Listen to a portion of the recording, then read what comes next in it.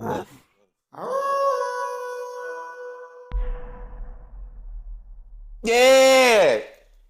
My Knicks! We don't never quit on the Knicks. And with that, we are back. Episode 3, Walking with Your Shadow. That's a fucking intro, Knicks, because y'all know y'all done been my fucking shadow since, I don't know, 94?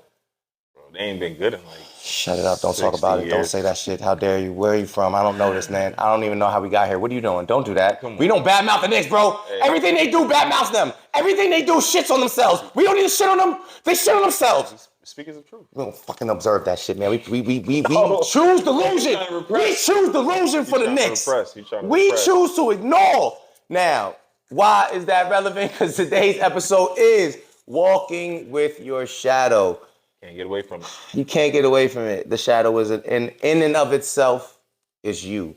So before I break down my understanding of the shadow, what do you view the shadow as to your understanding of it? To my understanding of it now, the shadow is just another sector or version of myself. It is, quote unquote, the forbidden side. The shadow is that part of us that we were taught at a young age. There were certain traits and aspects of ourselves, our authenticity, that we had to keep in the dark because it either didn't coincide with what we were being shown in our household from our parents, what wasn't acceptable as far as being with our friends, what wasn't revered as cool, or it was the aspects of our true nature we had to repress to assimilate into society. So, for example, there are certain things that everybody keeps to themselves in their thoughts, whether they feel we don't share the same experience with others or we're too ashamed and we're not comfortable with being in that aspect, that light. That is, for lack of better words, a shadow. You? I agree with that. When I first discovered the idea and the concept of the shadow, it was 2013 when I was reading up on Carl Jung. He's a Swiss psychologist, and Carl Jung came up with the idea on a psychological level of the shadow being the parts of the unconscious mind that are impacting and affecting us on a conscious day-to-day basis autonomously because we are ignoring its presence and existence, repression, and it is the things that society deems as unacceptable that we might be privy to on a personal level. If we have addiction, if we have predilections, if we have kinks, sexual kinks that aren't part of what we think the sexual nomenclature is, without even having a true sexual nomenclature. Blow your mind with that one. But yeah, the shadow is on an individual level. Each person's shadow is the manifestation of all that they internally deem as wrong and or unworthy about themselves. So it ends up being a part of themselves that at some point if they don't do the work to review what's making that part of them seem wrong to them, making that part of them seem like something they need to shame, even though it's them shaming themselves. Not based on a personal sense of shame, but the projection of others based on, again, a non-existent nomenclature. Because the societal construct in and of itself, from region to region, area to area, demographic to demographic, religion to religion, it changes what their version of their society looks like. So just because we're born, depending on where we're born and what time period we're born in, we have to automatically subscribe to whatever that small little geographic location's version of society is in and of itself. Their language, their code, everything, their beliefs, whether it's in and of your nature or not. So Carl Jung recognized this, and then he started approaching the shadow, separating it from the ego and the persona and the true self. The highest self, the true self. The highest version of self only existing when you integrate all three. Only through. So the observation of the shadow, the recognition of the ego and the persona being just that, a persona that has been created as a generation of the proximity of where you're at, the societal construct that you yourself now have made. And then you find the higher self when you accept and acknowledge and stop running from the shadow. Now, when I first started looking at Jung's work and I saw his studies, I was asking myself, is there a way for the shadow, the term, to not exist and truly be authentic from the start? Like, so for lack of better words, is it inevitable that a shadow will be casted and created in today's world? Or is there a way to just be autonomously authentic? No, you can't. No way. There's no way. No. Because everyone that is, we've witnessed in real time. They became conquerors. Attila the Hun. Exploited. Yeah. Attila the Hun, Alexander the Great. But that's imbalance. It's not. How can it be? Wouldn't that be true acceptance? I'm not limiting myself of the animalistic nature. But if in that time period, that wasn't the animalistic nature, that was the nature of man.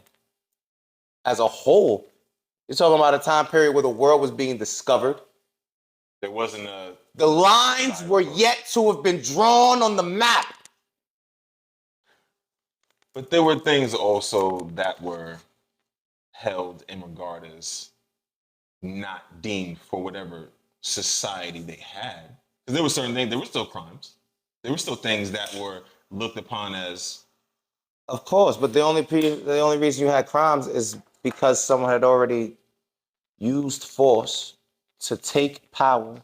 Once they've claimed power, they set the laws in place for them to be able to maintain power. Sustain it. And only when there's enough of a resistance because the force you're exuding has become too much for society to sustain, then the process restarts itself. The old powers get knocked out, then the new powers come in, and you see a brand new structure of law, a brand new system of society, out with the old, in with the new. It's literally happened over and over and over again. We just need to look at the period on the continuum of what point did it happen. So this brings us to the next personal examples of the shadow. We're just talking about these conquerors. Mm-hmm. These conquerors are great examples of people that I believe during that time period did their shadow work.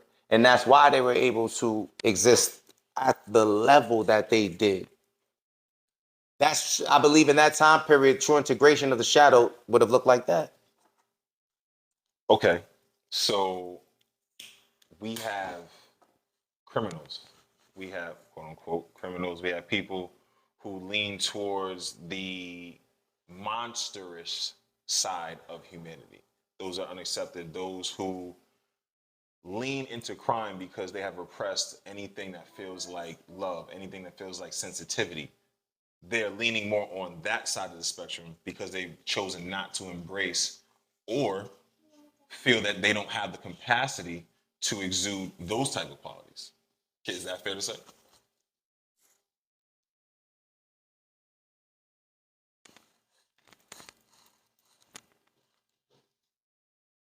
If you couldn't tell, my child's on set. Quiet on the set. Yeah. Teamwork, baby. Repeat the last part for me. My apologies. So we have criminals who obviously lean more towards the side of destruction, the will to take others' lives, all different types of crimes. But wouldn't it be fair to say that they did not balance out or integrate the sensitivity? They haven't exercised the love.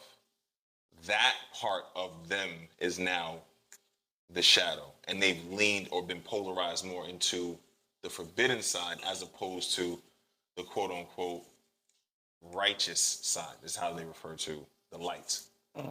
Is that fair to say? No, because love is supposed to be a mutable force because it falls under the spectrum of light. Love, remember, love in and of itself isn't a real thing. No human being can give us what love is because it presents differently for each person because it's literally just that individual being on the spectrum of light. And they're connecting that light to another individual and it presents in the form of Projection. love. Yeah. Proximity causes it, the chemicals in our brain so that we can, protect our children. It's programmed there. It's part of the source code. So I feel like, no, it's either someone's glitched out and their source code, their programming is different. Psychopath, created through birth, sociopath, created through circumstance and situations, socialization, defensive mechanism, trauma, response.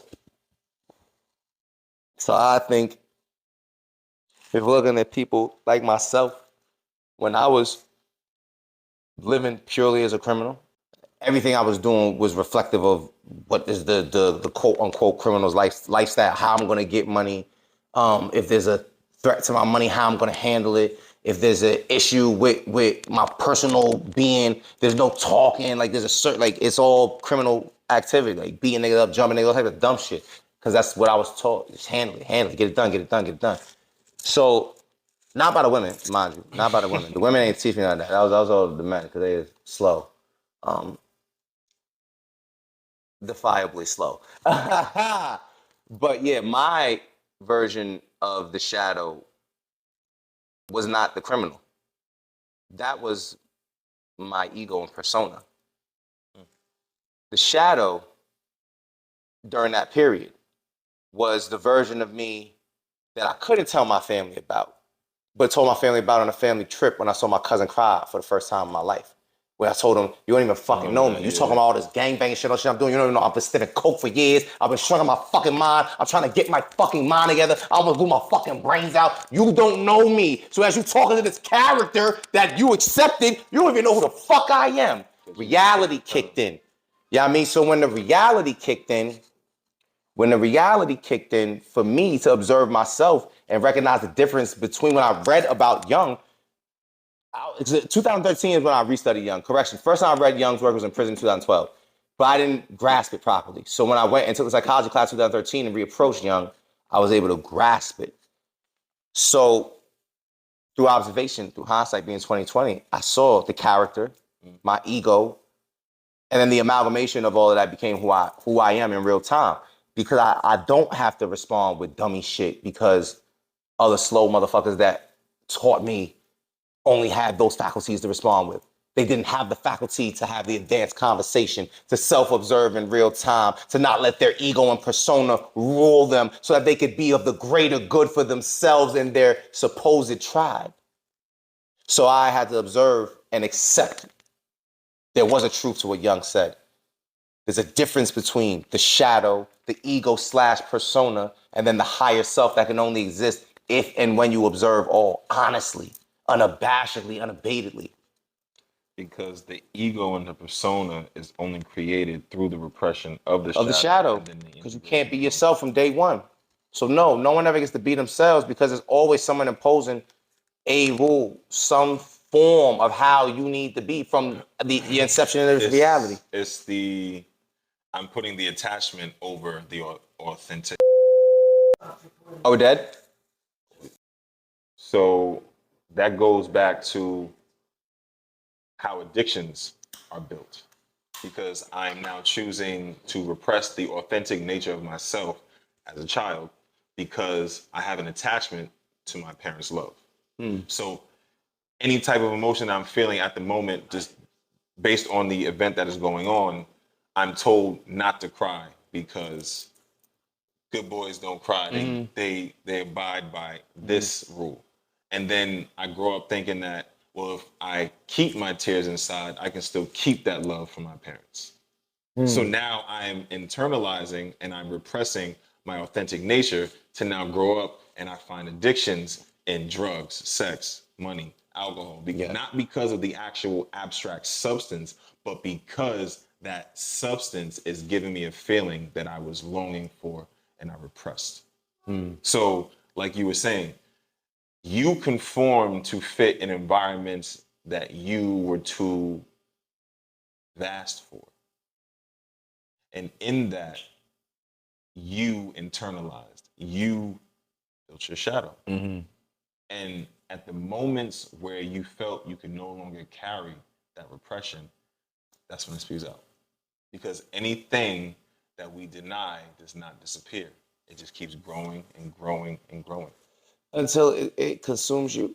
And then before you realize it, because the shadow is a part of the subconscious mind, and the subconscious mind rules and controls our conscious mind. Hence why I'm so heavy on affirmations, visualizations, totems, tools that when I see them and I touch them and I charge them with thoughts, ideas, verbiages, it replays in the mind versus the unguided mind is always speaking, just as the guided mind is always speaking. Question is, what is it saying?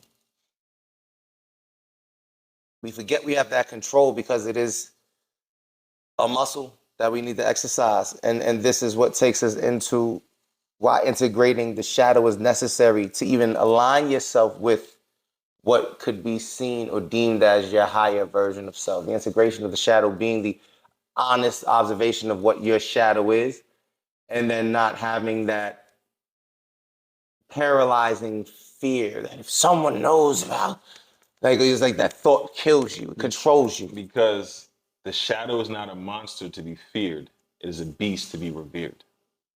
There's two different monster and a beast, two different things. When it comes to monsters, it's there for you to fear. It's there for you to be scared. It's invoking something in you that is uneasy. You have that gut feeling. I don't want to deal with this. I don't want to face this. Beasts are revered. They are seen in a light of it is necessary to be a beast. Why? Because it comes with control. It comes with raw, protective strength, power, but it's being directed. It's being channeled. Any beast that we've seen in the world, animal, man, they are revered because they know to the depths of where that beast can take it. Monsters, the only time we talk about monsters is about fear. The only time they're brought up is to instill fear. And we have to stop looking at the shadow as fear. We have to stop looking at it as a monster. Look at the shadow as if I integrate this, I become the beast. Take it how you want it. See where it gets you. But I guarantee you through that integration. So now here would be an example for that I could give y'all for shadow integration, because I know it might be a confusing concept for some. So personal example for me is when I was younger, I yearned to dull myself mentally so that I could fit in with the people around me. So I ended up building addictions or addiction-like habits because realistically, when I was done with whatever the substance was, I was done. I mean, I just was done.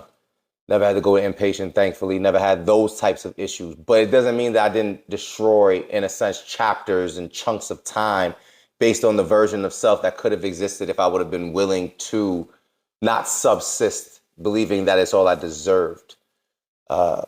More so believing that I didn't have the ability to earn and or deserve more. It was tied into the shadow in and of itself because the substances were dulling my faculties.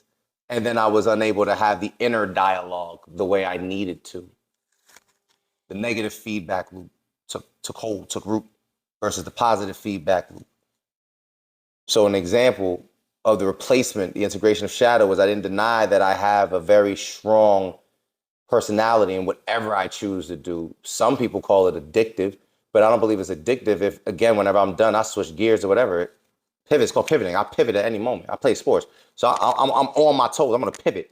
I don't got to do whatever. I do what the fuck I want, when I want, how I want. That's how the game goes. If you are Neo in your matrix. And if you choose to be Neo in your matrix and you're on your hero's journey and you've observed so much pain, so much doubt, so much fear, you've internalized it, you've hated yourself to the point that you was ready to take yourself off the board.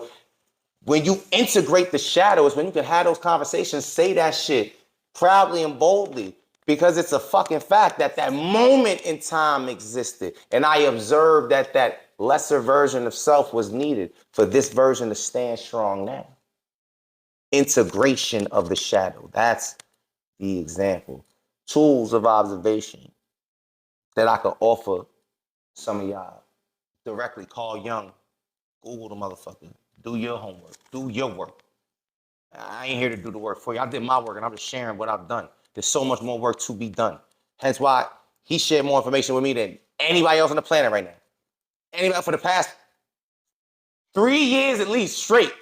Like he caught the vibe because I've been sending him shit from day. He's like, oh, this is the game. I think 5 years ago, he stepped it up. 5 years ago, he really stepped it up. 5 years ago. I can tell you that for a fact. 5 years ago. So with that being said, choose wisely who you're going to take information from, especially when it comes to how to self-observe. Because if you start to self-observe the wrong way, you're not going to be standing on flat ground. And you're already not standing on flat ground because our minds are turbulent. Our minds are fractured innately. How and why? Because we're not living in our truth of who the fuck we are, how the fuck we are, how the fuck we feel. Because I'm ashamed to say it. I feel bad if I say it. I can't tell him how I really feel because well, how's he gonna feel? Nobody give a fuck how you feel. Nobody give a fuck how I feel. That's why nobody asks you how do you feel. Keep game tomorrow whenever you watch this video. Every interaction you have with a human, tomorrow, peep how many humans ask you how you feel. You might find one if you're fucking lucky. You're in the right circle if everyone's doing it. That means you created a vibe and a tribe. Stay strong, stay true, stay your course. But for the rest of us that didn't have that shit, and you have to realize, God damn, I'm in such a negative feedback loop that every fucking human around me is just an extension of the loop in and of itself. Tools of observation, Carl Jung. Start and stop there. Reason being, that's where I started. And if I take you down too much of a rabbit hole and you already don't have a foundation and you're shaky, then I didn't do my due diligence. There's so much more when it comes to the shadow. So many more people that observed, they gave their take on it. But just like everybody got their take on the Bible, if you're a believer, you have your parish, you picked your pastor. Pick your pastor wisely. I chose Carl Jung. School of thought. One of them. It's one of them. And if you want any other hints and clues for the day, blues, clues, blues, clues. Hermes. That's all y'all get. Give him. You give him. Give him. But do you have any other tools you wanna add in? As far as like physical tools, what we could do with our physical being, or what we could do to realign ourselves so that we have the strength and the courage even to begin to observe the shadow? Because there's a lot that you and I both did in the physical that helped us to observe. You know, when it comes to the tools, I think, if not the most important, is observation and self-agency. Because there's no way I can optimize my experience here if I'm not observing myself. There's nothing I can observe outside of me that is going to change, nor will it change me. So my tool that I used, I had to be hyper aware of myself. I had to observe myself in moments where I thought I had forgotten. I had to go back in my memory banks and look at where my actual personality traits stemmed from. So because at the end of the day, my personality is based off, again, who I'm projecting myself to be to the world. So it had to start from, why am I projecting this self to the world? What is this personality deriving from? Is it coming from a place of not feeling worthy, not feeling valuable? Is it coming from a place of lack? Is it coming from a place of hope? And I had to look at, what was I hoping for? Was there something I thought I should have gotten that I didn't necessarily get? Then I had to look at, why did I feel I deserved that? Why did I feel like I needed those things? Because grand scheme, I didn't have those things and I'm who I am now. So I guess I didn't need them. But now I had to realize why. There were certain instances where I would look at just my parents, just from the experience I had with my father. What about me was allowing him to not give me the time and energy I thought I deserved? But Now I'm looking at my shadow and who I chose to be. I chose not to speak in certain environments simply because I knew it would tear people down. And I already knew how it felt to have been torn down. So in turn, I didn't want to have others experience that. Fast forward, observing myself, realizing that if I'm to be accountable for myself, there is no way in hell I will not hold others accountable to the same standard, whether they realize it or not. So it just comes from a place of how much do I value myself outside of how others value me? And when I started looking at my life like that, I would say, okay, I have to set the tone. For one, I have to know who I am, and others have to see the potential of what they can be. No more, no less. Again, we're down the rabbit hole, but there's self-agency. Yes, and I think it serves us all well. It's just It's a good summary. we have to look at it. We have to observe. Listen, it's always gonna be choices. I never will pretend to be, as I said before, I say again, I'm not your fucking savior. I wasn't meant to be anyone's savior except for the ones I brought into this world, my children. That's the charge. You know, we're all charged once we create life with that. If you banging, you might feel like you charged with another life, but y'all niggas know y'all lying most of the time. Because most of y'all niggas is faking the funk. Ratting, telling, weirdo shit. So why don't we, in this new era, detoxify ourselves like Rick and Morty did in that episode? We're going to end this on a real high note. But when you detoxify yourself, I want you to do it just like they did in the episode. Separate that motherfucker so you can see in real time that you aren't you without integrating your shadow.